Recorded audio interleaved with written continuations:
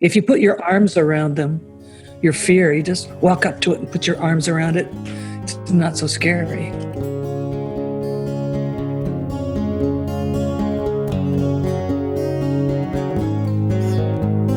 I'm Lily Cornell Silver, and welcome to Mind Wide Open, my mental health focused interview series.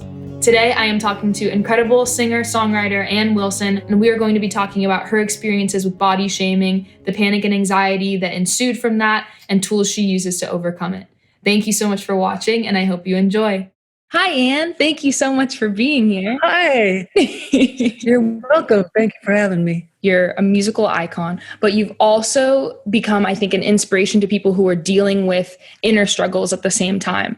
And so that's something I wanted to talk to you about is, you know, you've had a lot of inner struggles while being in the spotlight. And do you feel like struggling with that while going through your career has like strengthened you, or do you think that's something that's been more of a challenge? Well, of course, at the time going through it, it's a challenge, you know. I can't lie about that. Super challenging, different times to be learning about yourself in public, you know, and making mistakes and all that kind of stuff.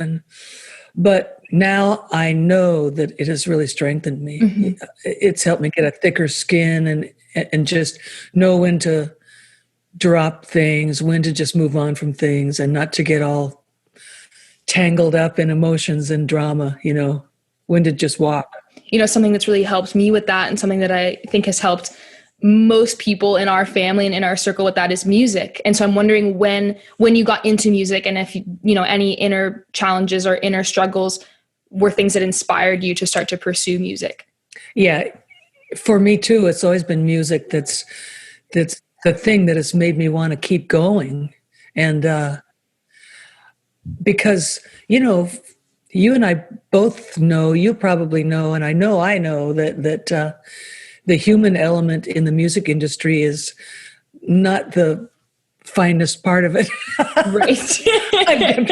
That's kind of the variable. That's the wild card. Yeah. Music is cool. Dogs are cool. People sometimes really cool. Right. But the music is always an inspiration and a real energizing thing and a shelter.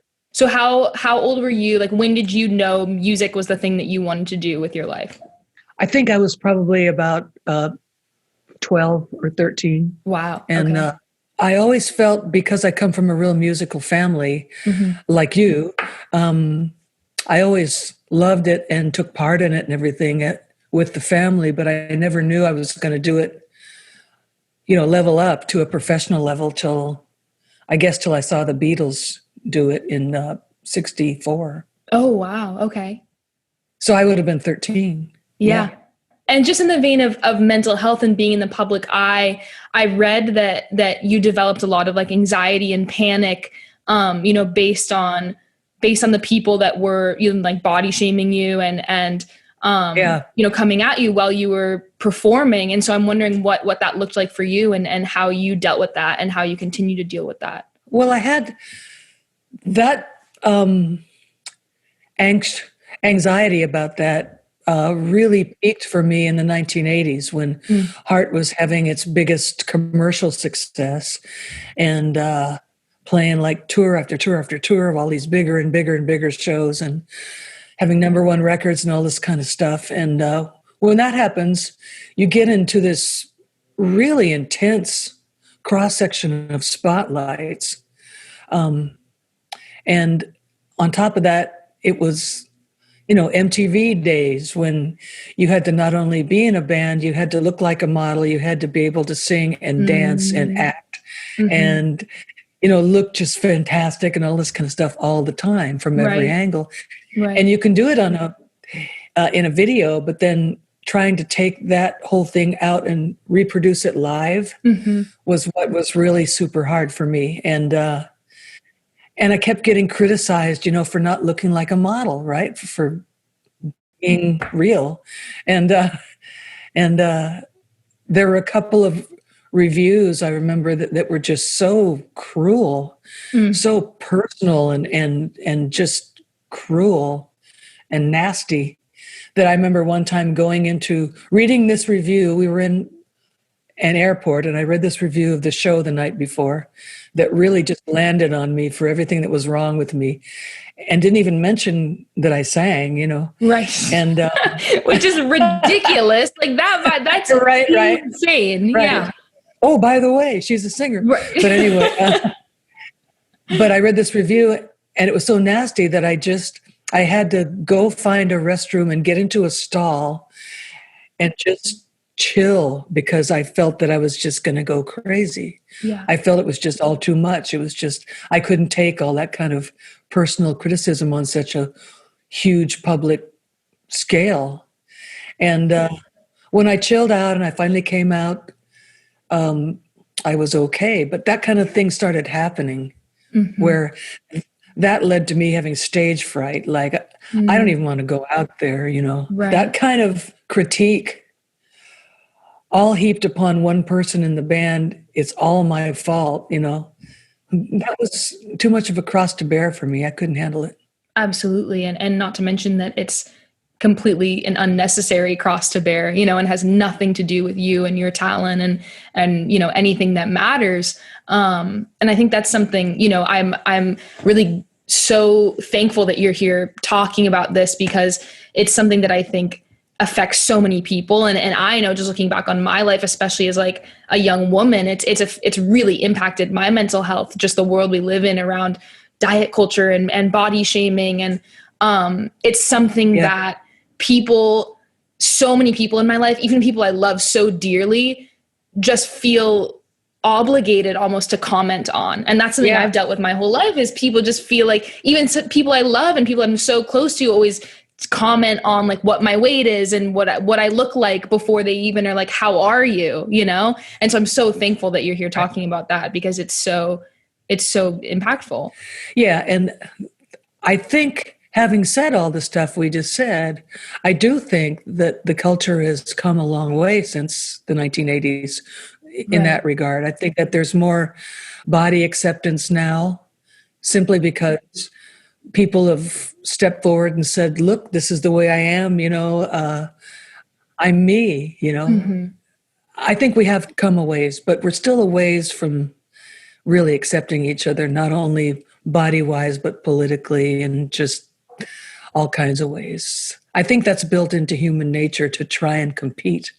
Yeah, that fixation on differences, and that fixation on, how you think other people could improve, can be such a deflection and such a projection on, off your own issues. With body shaming, it's a really neat way to put the person in their place. If you feel that they're getting, out of line or wanting too much attention or something, all you have to do is just body shame them.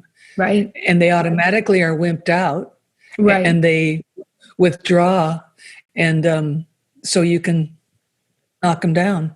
And just the idea that that's what people would fixate on, in reviews of your shows, is so astounding to me, because you literally have one of the most powerful voices in the music industry. And that's the fixation. But that's exactly what you just described it perfectly, is like, if someone's powerful, if someone's talented, if someone's fulfilling their purpose, it's like, how can you knock them down? And it's pinpointing on things that they can't control or that don't matter. Yeah.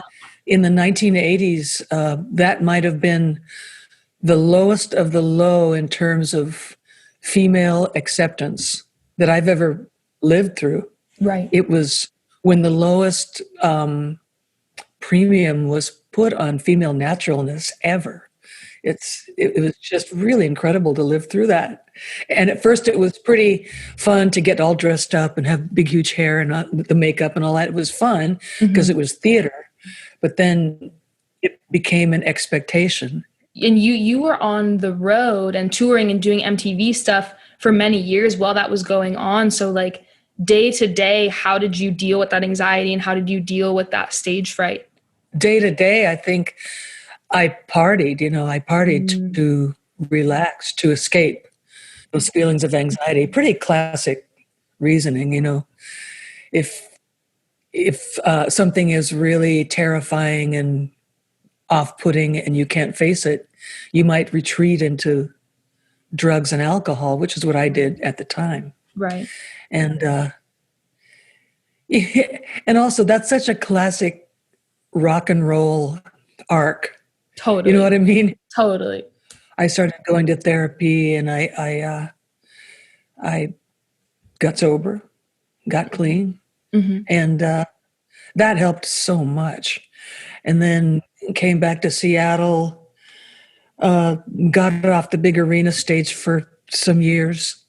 That really helped. Nancy and I had this local band in Seattle called the Love Muggers for a while, which was just an acoustic. We played at bars on Capitol Hill and stuff, and it was just fun. And that took the fangs out of it for me. It Mm-hmm. became fun and comfortable and inspirational again. Therapy is something that I talk a lot about on this series, and how therapy can at first be really uncomfortable before it starts to feel like a thing that's helpful and feeding you. So I'm wondering if you had that experience at all, like if therapy was really difficult at first, because that was my experience. And then it became a thing that's helpful. For me too, therapy was super hard at the beginning because I used to get the feeling that I shouldn't cry when I was in a therapy session because I'd never be able to stop. And Wow. so for a while, I kept myself from going to therapy because I didn't know really how much was in there, Right. Right. But then when I did, and I got past the initial like tsunami of emotion and everything, it was good. I felt way better. Do you feel like you've come to terms with all, with the bullying and the nasty shit that's been done to you over the years, or do you feel like it's still, weighs heavy on you? No, I feel remarkably light from and free from that now. I think just at some point, it might have been when I started learning meditation techniques, Mm-hmm. about 2013. I started to really get into that seriously. It was before I'd met Dean, my husband, and we weren't together yet. And I was a single woman with 2 kids living on Capitol Hill. And I just kind of let it all go. And I would just meditate every day. And it was a huge turning point in my life. Mm-hmm. I was having trouble sleeping, so I found a meditation thing called Headspace Mm-hmm. online, and I just started doing that every day. And started at 5 minutes, and then went to half an hour, and then went to an hour. And really helped a lot.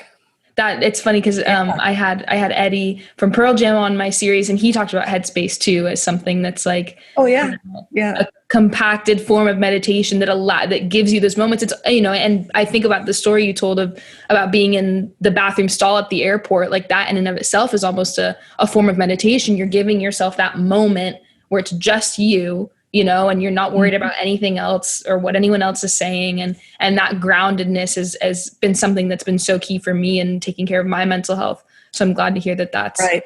been the case for you. Yeah, it's almost as if when you get into a super hot, tormented moment like that, it's almost like you have to say to yourself a few questions. What's the worst that can possibly happen? Mm-hmm. How bad is that really? Which is what I did for myself. When I was in the bathroom stall, I had to go, okay, what's the worst that could possibly happen here? Mm-hmm. Stay in here for a few minutes and just chill, Mm-hmm. and that defangs situations. If you put your arms around them, your fear, you just walk up to it and put your arms around it. It's not so scary. That's amazing. And that's one of the main things I've learned in therapy actually is learning to stop running from your feelings and stop running from your emotions. And that can be so uncomfortable, but that's where like the real healing begins. And I'm thinking about I remember that the big house in Seattle on Capitol Hill and times when I was little where I'd come there and see your kids and see you guys. And I know my parents and other musicians used to come and like hang out there. So I'm wondering if creating that, creative environment was helpful to your mental health, especially being, off the touring circuit and being in an environment where it was just creativity. Yeah, that was so healing for me is just to come down off of that 1980s kind of hellish roller coaster and just come home to Seattle that had a thriving music scene full of interesting people, and just come back to it and just be allowed to just be, not wear any makeup, not have any hair, not have any clothes, Right. just be me, Yeah. It was so awesome. In those years in the 90s, the whole music scene needed a place that was neutral, that where they could come and there weren't a bunch of lawyers wearing plaid shirts trying to get them to sign contracts and stuff. Right. I mean, Yes. a lot of the young Seattle musicians in the 90s were caught in a crossroads of ideology because the music they were making, the message generally was "fuck you," and then here comes the industry saying, "Here, sign here, and we'll finance more 'fuck you' records," Right. and and it was just like this weird sort of thing that all these young grunge guys had to contend with. A lot of them were really unhappy with being famous. They didn't want to. They couldn't hang on to it. It was torture. And that therein kind of lies the mental health struggle you were talking about, is being in the public eye when that wasn't necessarily something you were anticipating or even hoping for. Right. It was almost like a situation where there were two kinds of animals: the kind who were like entertainment, Vegas-y, MTV, Hollywood-y type, who were born for that, and then there were this other type that were musicians who were real people. There was this whole songwriter pool in Hollywood that they'd just crank them out, and they'd go, here's a song, yours don't make it, so how about this? And all the songs that were being put in front of us were just like cookie cutter repetitions of what was on the radio. And if you agreed to do them, you could make tons of money. Right. But you lost your soul, basically. Absolutely. So. And do you feel like with Heart, you were ever not given the chances you deserved because people felt that you didn't fit like the mold of what you were supposed to be, or because of the body shaming? Like, do you feel like you were Yeah. I think there was a kind of a glass ceiling where if you were going to be who you were going to look the way you looked, as good as you could, but not like a model, you'd hit this glass ceiling. You could only go so far. And then you'd be told by management, oh, you got to keep this bass player because he's really good looking. There was that kind of mentality. It's hard to even look back on that now because it's changed so much. And it does feel that way, being a young person that, knows people in the industry and especially in the Seattle scene, like it does feel like there's a movement away from being so preoccupied with image and how one looks. And we're kind of moving back to like, okay, but what's the sound? Like what are people saying with their music? And I'm super, super thankful for that. Would you have any advice to give, or words of wisdom or anything for people in younger generations, or especially young women that feel like, they don't fit into a mold, they don't fit into society and don't know what to do about it? I think you just have to either be what you really are, or you're in for it. Mm-hmm. You're in for it. You have to choose between being some kind of a show business construct or not, just being yourself with your flaws. And if you have to make that choice, choose yourself. Don't believe anything. Don't take everything so seriously that you paralyze yourself. There's a point where you have to just go, okay, maybe this is all screwed up, but I'm just going to withdraw from it because it's not me. It has nothing to do with me. Right. Yeah. And especially when we live in a society that's like, you're just being blasted with information all the time. And with social media too, you're putting yourself out there basically for others' approval. And so it's finding that balance between living in the world we live in now, but still not relying on others' perception of you, to truly Right. be yourself. Yeah. Yeah. What is something that is giving you hope right now? Well, just this right here that we're doing is really cool. It's just like getting to talk openly, person to person, about something like body shaming or how to live inside of anxiety. Mm-hmm. I have great hope for people your age, and of course, many people, but especially your generation, because I think that you were born smart, and you've got immense issues to tackle in your lives. That thanks to my generation and all the ones before me, we've lived for you. So, but I've got a lot of hope and faith in your generation. Thank you so much for being here, Anne. I said it already, but your voice in this series is so appreciated. And I know so many people already do look up to you and admire you, but hopefully people will get that even more from this episode. So thank you. Yeah, I thank you for having me. Of course. If you like this episode, please subscribe in Apple Podcasts or Spotify and leave us a review.